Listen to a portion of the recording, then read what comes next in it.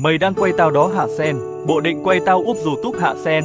Tao xấu thế này, không ai xem đâu Sen. Mày đi mà quay con lù á Sen, nó dễ thương hơn tao nhiều. Mày đi quay nó, mới có clip triệu view á Sen.